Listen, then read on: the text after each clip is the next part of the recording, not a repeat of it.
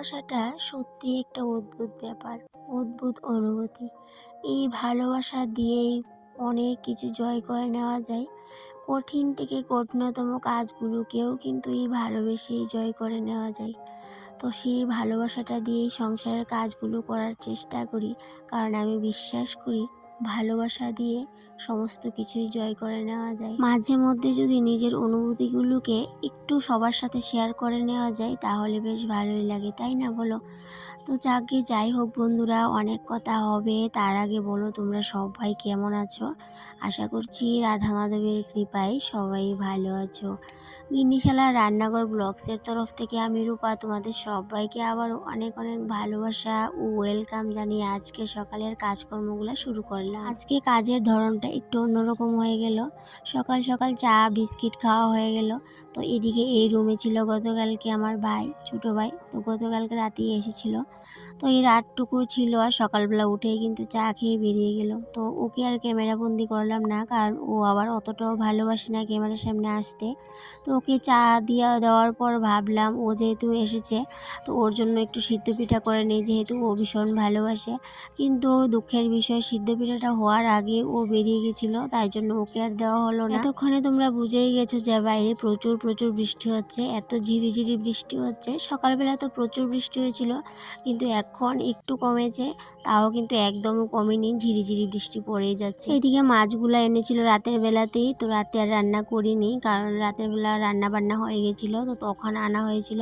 তো সেই জন্য ফ্রিজে রেখে দিয়েছিলাম। আর একটু ভয়েও ছিলাম কারেন্ট যদি চলে যায়। তবে অবশ্য হ্যাঁ, বৃষ্টির দিনে অনেক কারেন্ট মানে অনেকবার আসা যাওয়া করে, তো সেই জন্য একটু চিন্তায় ছিলাম। তবে হ্যাঁ, মাছগুলো কোনো কিছুই হয়। মাছগুলো দেখে নিশ্চয়ই বুঝে গেছো এগুলো কি মাছ। তো এগুলো যেহেতু কেচকি মাছ, তো সেগুলোকে কিন্তু অতটা পরিষ্কার করতে কষ্ট হয় না। ব্যাস একটু যে হালকা পাতলা যদি ময়লা থাকে সেগুলোকে ফেলে দিয়ে একটু ভালো করে ধুয়ে নিলেই হয়। তো এই দিক দিয়ে খুবই ভালো। কিন্তু আবার সত্যি কথা বলতে এই মাছগুলো আমি একদমই ভালোবাসি না, আমার একদমই ভালো লাগে না এই মাছগুলো।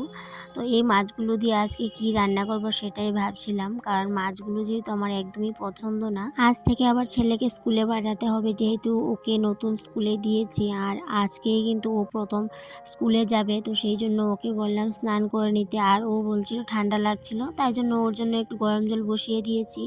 এখন ওকে কিন্তু স্নানটা করিয়ে দেব। আর আজকে যেহেতু প্রথম দিন, ওকে নিয়ে গিয়ে দিয়ে আসতে হবে। তো ওর সাথে যে ওর ফ্রেন্ড আছে ওর বাবা নিয়ে যাবে, তো তাই জন্য ওকে স্নানটা করিয়ে দেবো এখন। আর এইদিকে দেখো বৃষ্টি মনে হচ্ছে আবারও আসবে। একটু থেমেছিল, একটু ঝিরিঝিরি পড়ছিল, তবে ভাবছিলাম যে কমে যাবে, কিন্তু না, কমার কোনো নাম নেই। তো এদিকে ছেলেকে স্নানটা করিয়ে দেবো, গরম জলটা বসিয়ে দিয়েছি গ্যাসে। আর যেহেতু কারেন্টের একটু সমস্যা আছে, আজকে কিন্তু ইন্ডাকশনে রান্না করা একদমই রিস্কি হয়ে যাবে। যদি ভাতটাও বসাতে যাই তাও কিন্তু অনেকটা চিন্তা করে বসাতে হবে। যাকে যাই হোক, এদিকে আমার গরম জলও কিন্তু হয়ে গেছে। ওকে আবার স্নানটা করিয়ে দেব, দিয়ে ওকে স্কুলে পাঠিয়ে দেব। তারপর রান্নাবান্নাটা শেষ করে আবার এক জায়গায় বেরোতে হবে। তো কোথায় বেরোবো সেটা তো তোমাদের সাথে নিশ্চয়ই শেয়ার করব। তো তার আগে দেখো এদিকে গরম জলটা করে নিয়েছি, আর এদিকে এখন ট্যাঙ্কি থেকে একটু ঠান্ডা জল এনে মিশিয়ে ওকে স্নানটা করিয়ে দেব। তো এই যে গ্রামের কাঁচা বাড়িতে বৃষ্টির দিনে কাজ করাটা কতটা কষ্টের আমাদের মতো গ্রামের গৃহিণীদের, সেটা দেখে নিশ্চয়ই বুঝতে পারছো।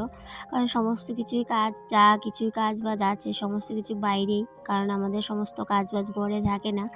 অনেক কাজ আছে যেগুলো বাইরে যেতেই হবে, সেগুলো না গিয়ে একদমই হয় না।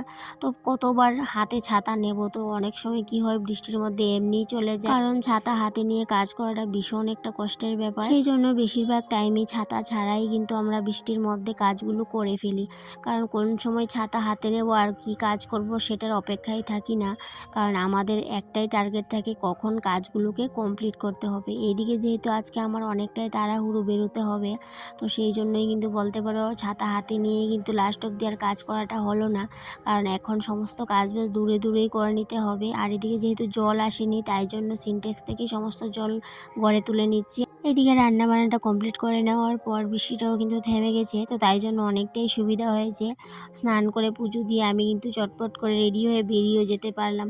তো এদিকে মাছগুলো যেহেতু আমার পছন্দের না, তো সেই মাছগুলো দিয়ে কী রান্না করবো অনেকক্ষণ ভাবছিলাম। তারপর মাছগুলোকে আলাদা করে নিচ্ছিলাম দুই ভাগে, অর্ধেক মাছ দিয়ে তরকারি করে নেব আর অর্ধেক মাছকে মাছের বড়া করে নেব। কারণ এই যে কেচকি মাছ দিয়ে নাকি বড়া খেতে ভীষণ ভালো লাগে, তবে অবশ্য আগে আমি করিনি, তো একজনের মুখে শুনেছিলাম, তাই ভাবলাম অর্ধেক মাছ বড়া করে নিই আর অর্ধেক মাছ রান্না করে নিই। তবে হ্যাঁ, আজকে আর ডাল রান্না করবো না, ডাল আছে ফ্রিজে, সেটা গরম করে নেব, কারণ রাতের বেলা ডাল করেছিলাম।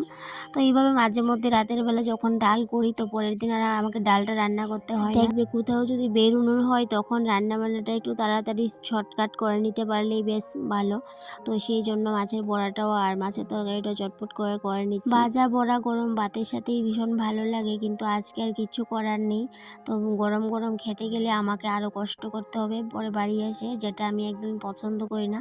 কোথাও থেকে ঘুরে এসে যে রান্না বান্না করা একদমই আমার সহ্য হয় না, ভালো লাগে না। তাই জন্য যাই রান্না করব, যেটুকুই করব সেটা কমপ্লিট করে তারপরেই বেরোবো। আর এদিকে বেরোতে বেরোতে প্রায় 12টা, সাড়ে 12টার মতো হয়ে গেছিলো। আর কোথায় বেরোবো সেটা তো তোমাদের সাথে বলাই হয়নি, যে মায়ের সাথে যাবো একটু ব্লকে। কারণ এই যে বাবা আমার মারা যাওয়ার পর রেশন কার্ড থেকে নামটা কাটানো হয়নি, তো সেটার জন্য অনেক দিন ধরে কিন্তু দৌড়াদৌড়ি করছিলাম। যে প্রথম দিন গিয়ে অ্যাপ্লিকেশন দিয়ে আসলাম, তারপর আবার আরেক দিন গেলাম, তারপর আজকে আবার যাব, তো সেটাই করছিলাম এই কটা দিন ধরে। আর এদিকে যেহেতু বড়াগুলো হয়ে গেছে, বড়াগুলো কমপ্লিট, আর মাছের তরকারিটা তো হয়ে গেল, এবার কিন্তু স্নান করে পুজো দিয়ে রেডি হয়ে যাব। আর এই বড়াগুলো যেহেতু বাড়ি আস্তে আস্তে ঠান্ডা হয়ে যাবে, তখন কিন্তু আবার খাওয়ার আগে একটু গরম করে নিলেই হবে। তবে হ্যাঁ, মাছের বড়াগুলো কিন্তু আজকে ফার্স্ট টাইম খেলাম, ভীষণই ভালো লাগলো। তবে মাছের এই কেচকি মাছের তরকারিটা আমি কিন্তু একদমই পছন্দ করি না। রান্নাবান্না শেষ, এখন রান্নাঘরটা পরিষ্কার করে যে স্নান করে চলে যাব ঠাকুর ঘরে, পুজোটাও কমপ্লিট করতে হবে। তার মধ্যে বৃষ্টিটা কিন্তু আবারও একটু সময় ছিল ঝিরিঝিরি করে পড়ছিল, এখন আবার একটু কমই আছে। রান্না করতে করতে ভাবছিলাম যখনই পুজো দিতে যাব, স্নান করব, চুলগুলো ভেজাবো, তো চুলগুলো তো শুকাবে না, তো সেই ভিজা চুল নিয়ে বেরোতে হবে, সেটাই ভাবছিলাম।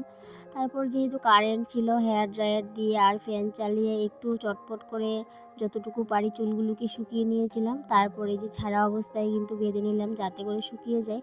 তো এদিকে আমি রেডি হয়ে গেছি, এদিকে মাও কিন্তু চলে এসেছে। তবে অবশ্য মা একা আসেনি, বৌদি ছিল সাথে। আমাদের সাথে বৌদি যাওয়ার একটাই কারণ, বৌদির আধার লিঙ্কটা নেই, তো সেই জন্য আধার লিঙ্ক করাবে। আর যেহেতু আমরা যেই জায়গাতে যাব সেখানে আধার লিঙ্কও করা হয়, তো এই যে যাবো করে যেহেতু যাওয়া হয় না, আর যেহেতু আজকে একটু সুযোগ পেয়েছে, তাই জন্য কিন্তু বৌদিও চলে আসলো মায়ের সাথে। তবে এর আগে যখন গিয়েছিলাম তখন কিন্তু আমাদের সাথে কাকিমুনি গিয়েছিল, কাকিমুনিরও আধার লিঙ্ক ছিল না, তো সেটা কাকিমুনিও কমপ্লিট করলো। তবে হ্যাঁ, আমিও কিন্তু তার মধ্যে আমিও আধার লিঙ্কটা করিয়ে নিয়েছিলাম, কারণ আধার লিঙ্কটা আমারও ছিল না। তো এই যে আসা যাওয়া করতে করতে কিন্তু টুকিটাকি কাজগুলো হয়ে গিয়েছিলো আমাদের সবারই। যতদিনে গিয়েছি ততদিনে কিন্তু একটা না একটা কাজ কিন্তু আমরা কমপ্লিট করে নিয়েছিলাম। তবে হ্যাঁ, এই যে কাজগুলো বাড়ি থেকে করব বলে করাই হতো না, বেরোবো বলে। তো যেহেতু এই যে একটা সুযোগে যাওয়া হয় একটা কাজের তাগিদে, তাই জন্য এই আধার লিঙ্কটাও করানো হয়ে গেল। কথা বলতে বলতে চলে আসলাম ব্লকে। আর এই যে এই বিল্ডিংটা হচ্ছে আধার লিঙ্কের বিল্ডিং, মানে এখানে আধার লিঙ্ক করা হয়। আর ওই যে অপর সাইডে আরেকটা বিল্ডিং আছে, সেই বিল্ডিংয়ে হচ্ছে রেশন কার্ডের নাম উঠানি কাটানো, তো সেগুলো করা হয়। তো যাকে এদিকে আজকেও কিন্তু আমাদের কাজ হয়নি, আবার নেক্সট ডেট পড়েছে, আবারও আসবো। তো এইদিকে এই যে বাড়ি যাওয়ার আগে মাঠ থেকে একটু পান খেয়ে নিলাম, আর এদিকে গল্প করছিলাম। তো যাকে বন্ধুরা, এখান থেকেই তোমাদের কাছ থেকে আজকে বিদায় নিয়ে নেব। আবারও দেখা হবে তোমাদের সাথে পরবর্তী কোনো একটা ব্লগে। ততক্ষণে তোমরা ভালো থেকো, সুস্থ থেকো, আর এভাবেই আমার পাশে থেকো। আর আমরাও বাড়ি চলে যাচ্ছি বন্ধুরা, টাটা।